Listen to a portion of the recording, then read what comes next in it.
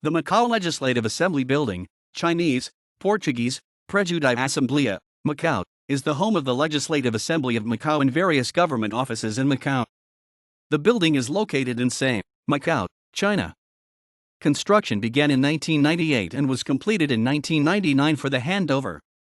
The building is triangular in shape and overlooks Nam Ban Lake and within the Cathedral Parish. The Assembly's hall overlooks the lake at the rear.